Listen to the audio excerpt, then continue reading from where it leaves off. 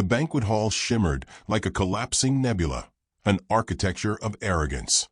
Crystal domes arched above vast fountains of molten glass, and beneath them, beings from 47 star systems dined on vaporized plankton and gravity-folded grapes.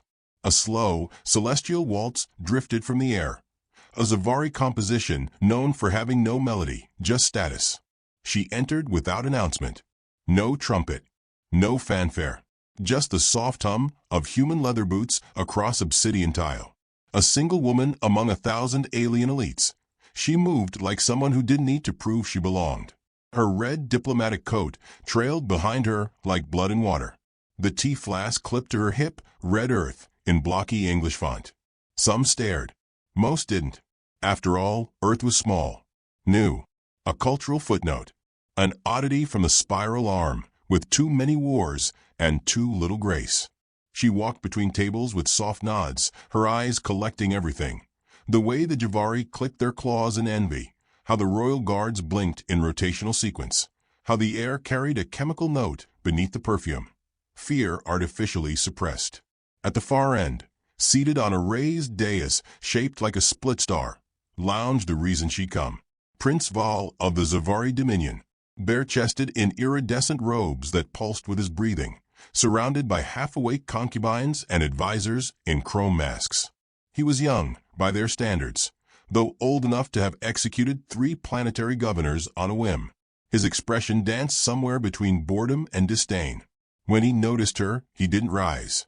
He simply tilted his head, his voice amplified by invisible speakers woven into his jaw. "Ah, the human," he purred, licking a translucent berry from his claw. "We were told Earth would send someone older." She smiled with the practiced softness of 1,000 peace summits. "We believe youth and wisdom are not mutually exclusive, Your Highness." Laughter rippled through the hall, thick with mockery. The kind of laugh that asked, "Do you really think you're one of us?" Val gestured to a vacant stone pedestal near his throne. "Come, then. Show us Earth's graces." She walked to the pedestal without hesitation. No ceremony, no entourage, just a quiet nod to the ceiling's open sky, where 3 moons hovered like judges waiting to pass sentence. A servant hovered near her with a bowl of gelatinous nectar. She declined with a polite palm. From her hip, she unclipped the flask and poured herself a measure of dark tea into the collapsible tin cup built into the lid. The act alone earned a few gasps. Val's eyes narrowed. "You travel with your own drink," he said, tone laced with theatrical offense. "It's tradition," she replied, sipping calmly. "It centers the heart." Another pause. Another ripple of confusion masked as amusement. Val rose. He was taller than expected, lean muscle wrapped in ancient regalia and entitlement. He descended the dais steps, barefoot, his steps echoing through a sudden hush. He circled her once, eyes slow and serpentine. "Tell me, Earth Diplomat, what is your purpose here?" "To honor your invitation," she said, without blinking, "and to discuss Earth's proposed agreement of peaceful trade on equal terms." Equal. His smile stretched, something hungry behind it. "My dear star child, you misunderstand. This is not a negotiation." She didn't move. "Then what is it?" "A demonstration." The air shifted. Guards leaned forward imperceptibly. Val stepped closer until they stood heart to heart. Then, with a swift flick of his hand, he slapped the tin cup from her fingers. Tea scattered like spilled ink across the polished floor. Gasps. A quiet hush of withheld breath. Then, worse, he raised his foot and in one fluid, theatrical movement, kicked her in the abdomen. It wasn't brutal. It wasn't meant to be. It was ritualistic. A Zavari cultural gesture of correction. A mild but public humiliation. Meant to degrade, not to injure. She stumbled back a step. That was all. No cry. No stumble to the ground. Just one backward step and the soft clink of her tea flask landing beside her heel. The hall exhaled in laughter. Low, luxurious laughter from species with too many fangs and too little conscience. Val turned to the crowd, arms raised. "Behold, Earth's finest." The applause that followed was polite, cruel, echoing. She remained still. She bent, calmly picked up her flask, and wiped it on the hem of her sleeve. Her expression hadn't changed, but something deeper in the room had. She stood again and faced him. She didn't glare, didn't cry, didn't flinch. Her voice was soft, almost tender. "You've given me the clearest path, Your Highness. Thank you." That quiet line slid into the space between applause and mockery like a surgical blade. It wasn't a threat, not directly, not in any language spoken here. But a few who heard it, particularly the older ones, those who'd seen Earth's rise from silence, blinked in quiet alarm. Val laughed again, louder now. "Oh, come now.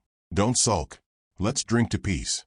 He lifted a chalice carved from the bone of a now extinct species. Inside, something fizzed and shimmered. She nodded graciously, but did not drink. Instead, she clicked her flask shut and turned slowly, heading toward the rear of the hall. No protest, no indignation, just that same calm grace, walking away without asking permission. A few whispered. One Javari diplomat turned to another and muttered, "That was odd." "Humans are odd," came the shrugging reply. But a single Eltari elder, his skin like folded origami, his eyes forever still, leaned slightly forward. "Did you hear the way she said it?" he whispered. "Who?" "The human." Pause. "No," the other replied. "Then you didn't understand the threat." She walked through the long glass corridor leading away from the banquet, her reflection fractured in the curved walls. The moons above cast pale light across her face. Inside her hand, beneath the folds of her coat, she held something small. It wasn't a weapon. It didn't need to be. It was a key. The kind not made of metal, but signal, coded to open a gate, release a cascade, activate a program that had been asleep in the palace's core for months, disguised as a cleaning subroutine. She didn't look back. In the distance, the laughter and music returned to its steady, shallow hum. Just another evening of dominance reaffirmed. But behind her eyes, a switch had flipped. Not anger, not vengeance. Something colder. Precision. She stepped into the elevator that led to the Diplomat's guest wing. The door shut with a soft hiss. 2 hours. She didn't need more. Not to make history. Not to end a family. Not to teach a galaxy what it meant to touch a human and assume no consequence. The door slid shut behind her with the soft finality of a sealed tomb. Inside her guest chamber, the air was still. Too still. The kind of engineered silence that comes when a place is built to host important people, but not to listen to them. The walls pulsed with a faint lavender hue, responsive to mood. She made no sound, so they stayed soft and neutral, a color for non-threats. She unclipped the tea flask from her coat and set it on the obsidian shelf beside the decanter of alien nectar she hadn't touched. She pulled her coat from her shoulders and laid it with care over the edge of a crystalline chair. The room, opulent and vacant, offered little to distract from a throb in her ribs. The prince had kicked her low, off-center. A calculated blow, the kind designed to offend, not injure. Still, a faint bruise bloomed along her side. She pressed a palm there, breathing through the ache. Not pain, not anger, just acknowledgement. Then she walked to the far end of the suite and placed her hand against a section of the wall. The lavender turned gold. A seam split open, and the wall rotated inward to reveal a chamber behind the chamber. Not part of the blueprints. Not on Zavari records. The real room. Inside was silence of a different kind, strategic, layered, and bristling with hidden intention. A long, low console pulsed awake as she entered. On the wall opposite, star charts swirled into view. Every escape route, power node, and pressure point inside the royal palace shimmered like veins beneath skin. She reached for the control disk, embedded flush in the center of the table. It responded to her touch with a deep chime. The human flag flickered in the corner of the screen, white on black, the silhouette of a raven curled around Earth. Text pulsed below it. Ren Evelyn. General. Diplomatic front. Active. Shadow protocol. Standby. She touched 2 fingers to her lips and lowered them to the console. The war board brightened. They had planned for this moment, not the kick, not the exact insult, but the probability of offense. The Zavari were too arrogant, too addicted to performance, not to test her. The insult was predictable. Their failure to realize the cost was what made them vulnerable. 2 hours. One was already ticking. Evelyn zoomed in on the palace grid. The prince's private quarters glowed faint red. The royal family's dining suite dimmed. Power conduits beneath the West Wing shimmered faintly where her team had embedded synthetic wrought months ago under the guise of a trade exchange inspection. She activated the subroutines. The palace lights flickered, just once, so slight that no one in the guest suites would notice. But in the kitchens, chill units began to hum at frequencies just outside Zavari comfort ranges. In the Royal Guard's helmets, their HUDs recalibrated, shifting the loyalty tags from royalty to unknown. Invisible things felt only as unease, like a scent that doesn't belong. Back in her primary room, the wall remained open. No alarms, no suspicion. She pulled her long black undershirt tighter, twisted her hair into a loose knot, and removed her boots. Everything deliberate, everything prepared. She sat and waited. Across the palace, Prince Val reclined on a floating lounge, surrounded by a haze of shimmering pheromone clouds and lesser nobles still chuckling at the banquet's entertainment. One draped himself lazily over Val's shoulder, murmuring compliments about his performance. "Did you see your face?" the noble whispered. "Humans really do crumble with elegance." Val laughed, teeth flashing. They're primitive mammals with too much sentiment and just enough shame to be amusing. We should keep her around, like a pet. He waved a hand and summoned a personal AI. "Pull Earth records again. I want to see how many wars they've lost." The AI complied. A second later, it blinked. Error. Historical database inaccessible. Val frowned. "What do you mean, inaccessible?" Cross-reference attempt failed. System override pending. Before he could respond, the lights dimmed again. This time, visibly. A low pulse echoed through the chamber, like a breath held too long. He sat upright. In Evelyn's chamber, the console vibrated gently. Data streams surged across the warboard. Royal family locations mapped. Security units paused. AI loyalty systems fractured. Phase 1 complete. She opened a channel. It was untraceable, routed through 10 diplomatic satellites and disguised as automated maintenance chatter. On the other end, a voice answered. "Control. Evelyn Wren, Earth Diplomat. Authorization Charlie 6 Raven." Pause. Then, confirmed. "Proceed. No confirmation needed. They've made the decision for us." Back in the hall, 2 guards turned sharply as a floor panel beneath them hissed open and then sealed again. One looked down. The other didn't get the chance. His pulse rifle powered down mid-hold, triggering a micro-explosion that fried his gloves. Palace staff murmured. An artificial breeze kicked up across the royal atrium, air filters reversing. The prince's concubines began coughing. One of the noble delegates wiped his forehead and found a smear of black oil that hadn't been there before. Evelyn watched it all, not with triumph, not with hate, with clarity. Zavari culture was built on fear masquerading as ceremony.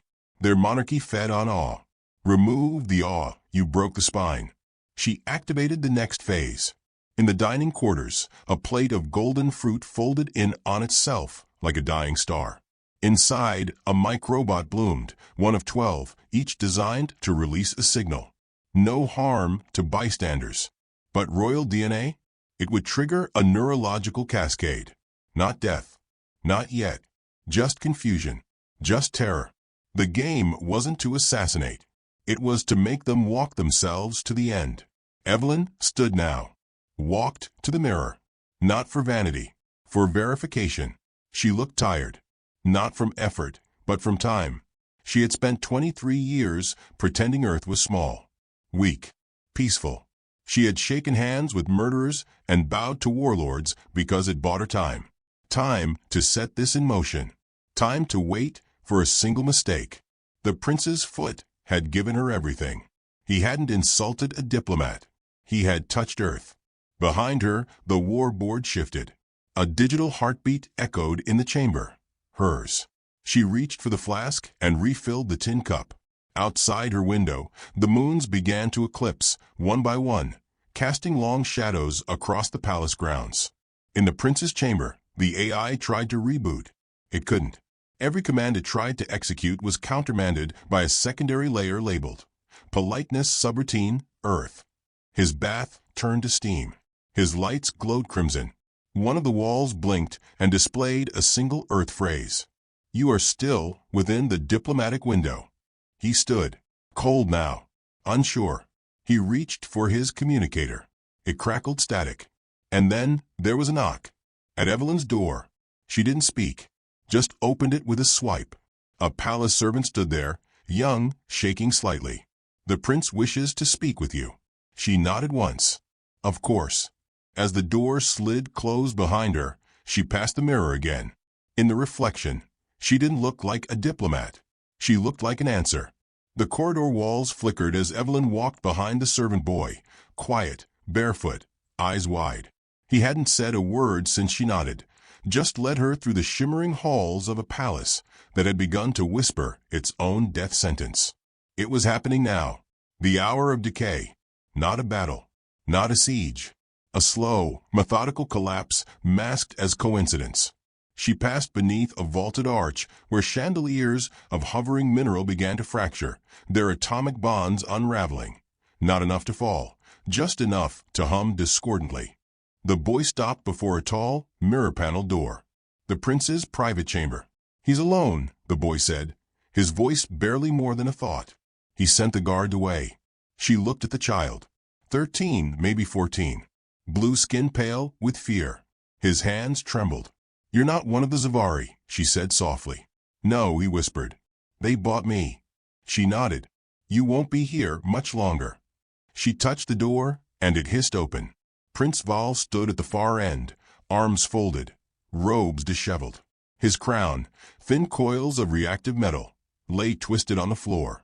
One of his eyes twitched, a sign of recent neurointerference. Close the door, he muttered. She did. Silence fell like velvet.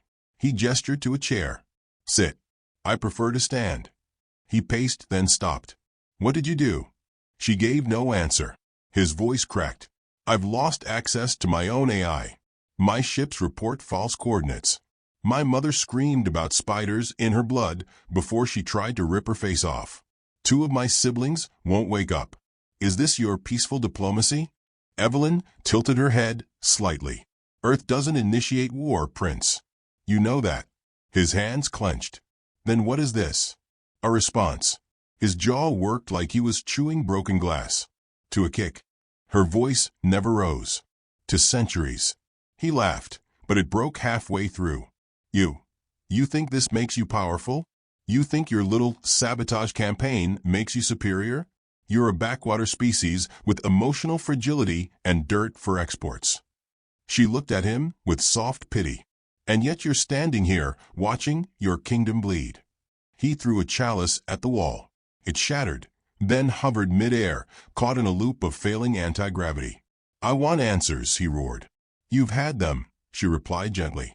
You just didn't recognize their shape. His breathing was ragged now. Sweat beaded beneath his eyes.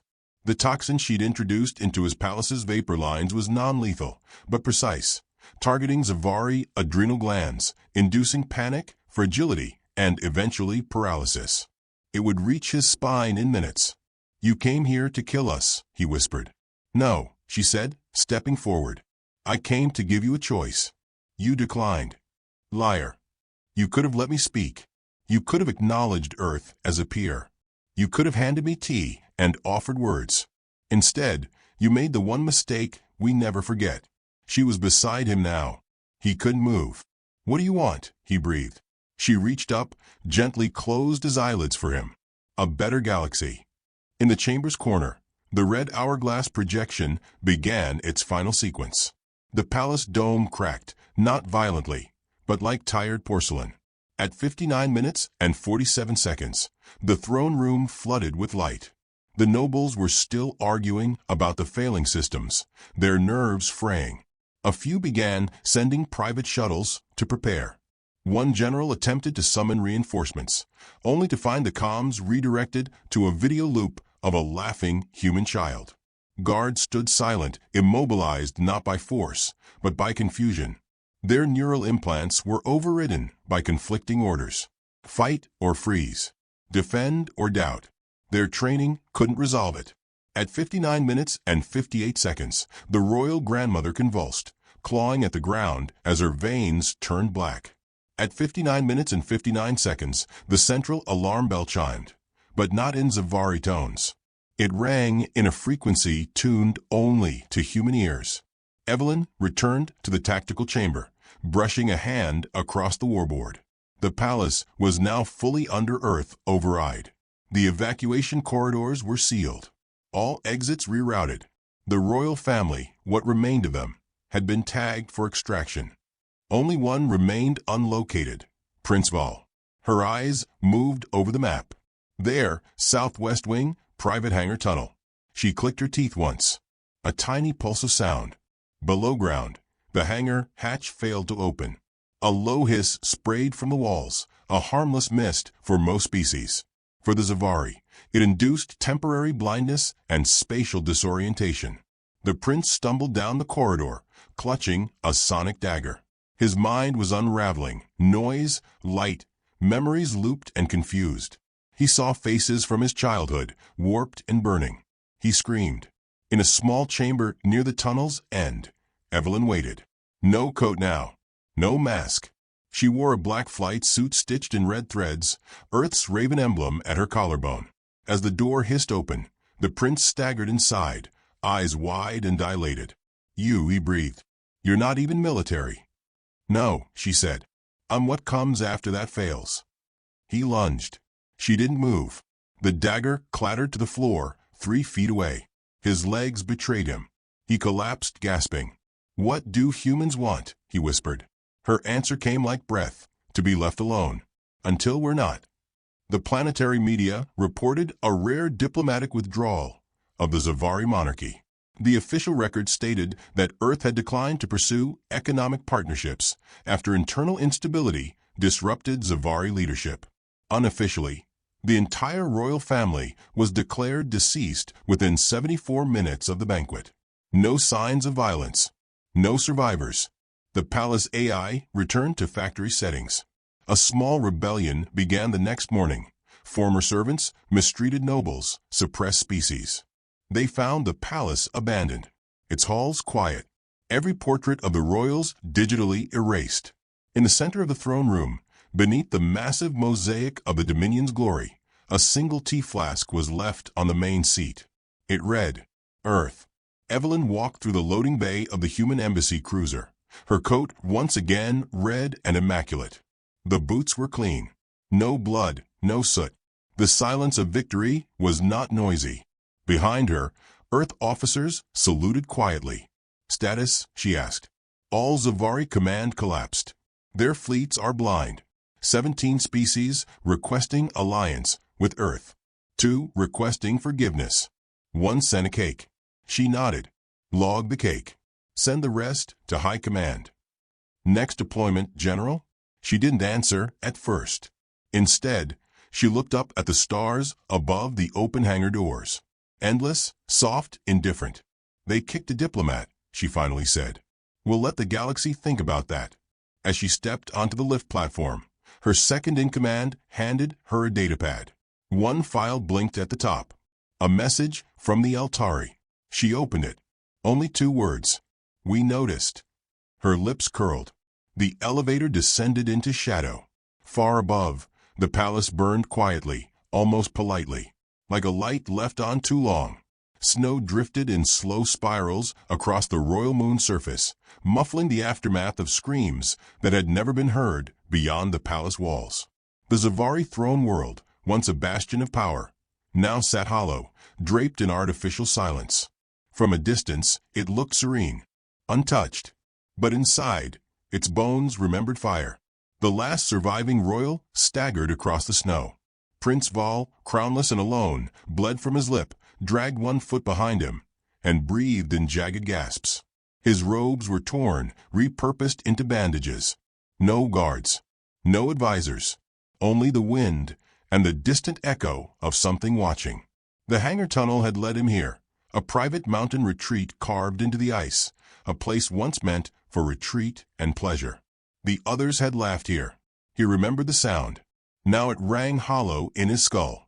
He didn't know how many hours had passed since the woman had stood over him, since her face, calm, had vanished behind the black lift doors. He had fled on instinct, not strategy. The humans had let him go. That was what terrified him most. They could have stopped him at any point, but they hadn't. And he understood why now. You don't execute prey. You observe it, until it stops pretending it's a predator. His fingers trembled as he pressed the override on the vault door. The old code still worked. The chamber opened to reveal a hall of luxuries, silken water, hoverbeds, symphonic projectors. All of it untouched. He stumbled forward and fell to his knees beneath the skylight. The moons above glowed ice blue, casting light on a body that no longer belonged to royalty. Vol wept. Not for his family. Not for the throne. He wept because he had believed Earth was soft, and they had smiled when he hit them. He remembered that moment now with perfect clarity. The brush of her hand against her coat, the gentle thank you, the silence. That wasn't diplomacy. It was permission. A sound. Boots in snow. His breath hitched. He turned. She stepped through the broken frame of the retreat's entryway, as if summoned by fear alone. Red coat, once again immaculate. Her hands were bare now. She carried no weapons. She didn't need them. Why, he asked, voice thin as wind. She didn't answer. He tried again. You killed everyone. My father. My sisters. Even the children. No, she interrupted. Your systems did. Your security protocols, your escape pods, your air filters, your dining rituals. We just reminded them what they were capable of. He shivered. We were royalty. You were tyrants, dressed in opera. We had peace. You had fear, she replied coldly, and you mistook silence for submission. He crawled backwards along the polished floor. What do you want from me now? An apology. She walked past him, boots quiet on the frozen marble, and gazed up at the skylight. Look at them, she whispered. Those moons. Do you know what Earth calls places like this? He shook his head. Quiet. She turned to face him. Her eyes were no longer soft. Do you know why we're polite, Prince? He didn't answer. Because if we weren't, none of you would survive the first insult. She crouched beside him, not threatening, not cruel, just present. Her voice dropped to a near whisper. Your species builds empires on theater. You conquer with ceremony. You execute with etiquette. You never imagined what would happen if someone outperformed you in your own game. You're assassins, he spat. We're survivors, she corrected. We learned from you. We learned from everyone. And then we became what you feared most, quiet students. He stared at her hands, unarmed.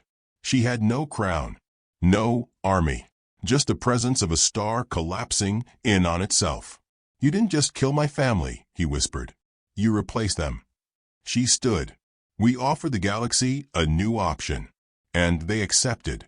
Not because they love us, because they understand what Earth is now. And what is that? She looked down at him with infinite calm. The most dangerous thing in the universe. The species that doesn't want power, but always knows how to take it. He lunged. A weak, final move. Desperate. She stepped aside with the grace of rainfall, and he fell hard onto the floor. The crack of his shoulder echoed through the chamber. Still, he laughed through the pain. You think you've won? She tilted her head. Haven't we? No, he hissed. Because no matter what you destroy, no matter how quiet your knives are, the galaxy will see you now. You're no longer invisible. She paused. Then she knelt again. You think we ever wanted to be? She said gently. Visibility isn't a threat to us, Vol. It's a warning to you. A pulse in the chamber wall. The calm crystal embedded in the marble lit up. From it emerged a flickering projection. The elder of the Eltari, skin folded like ancient paper, voice deep as the void. We have received Earth's declaration. The royal family of Zavari is officially disbanded. The old flags burn. Val screamed. You're not even part of this war. We are now, the elder replied. Because this wasn't a war. It was a revelation. The projection vanished. Silence again. Evelyn stood and adjusted her coat. You're not important anymore, she said softly. That's your punishment. Not death. Obscurity. He sobbed. Then kill me. No. She turned and began walking toward the open corridor. At the arch, she stopped, one foot still inside. She didn't look back. But I'll leave the door open. He stared at her, confused. For what? For the possibility you'll learn. He didn't understand. But that didn't matter. The ship was small, black, silent. It slipped through the stars with no signature, no flag, just the echo of conquest behind it. Inside, Evelyn sat in the central chamber, her coat folded beside her, a hot mug in hand. Not tea this time, something stronger. Her spine ached, but it was the ache of precision, not regret. Across from her, her second-in-command watched quietly. We've received full transfer of trade authority from the remaining Zavari sectors, he said. A few are calling it surrender. Others call it the beginning of Earth's era. She raised her mug. We call it Tuesday. He smiled despite himself. She looked out the window. Stars blurred past, unaware. She thought of the prince. Alone in that palace of echoes, clutching a legacy no one would remember. She didn't hate him. Not truly. He'd just been the last one foolish enough to think Earth hadn't been watching all along. Her eyes narrowed. Begin transmission, she ordered. The officer tapped the console. Evelyn leaned forward, and her voice was clear, measured, terrifying in its calm. To all sovereign systems within galactic range, Earth acknowledges the conclusion of negotiations with the Zavari Dominion. A new era begins, not of dominance, but of memory. We do not forget. She paused. Politeness was the warning. The message ended. The silence that followed was not empty. It was full of choices, and fear, and the distant echo of laughter behind diplomatic smiles.